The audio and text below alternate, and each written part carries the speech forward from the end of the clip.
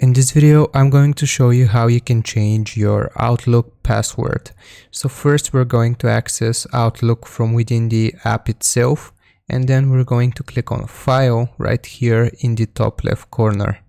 So we should see this account settings, access this account on the web. We want to press on the first hyperlink right here, and it might ask you to log in with your information. Now I'm going to show you how you can do this with a Microsoft account. My account is part of a different organization, but it should look like this for you. Then after you are taken to the web version of Outlook, I'm just going to press on my profile icon right here in the top right corner.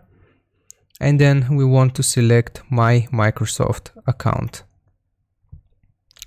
So from here, it might ask you to log in with your information. So I'm just going to add my account and I'll be back in a second.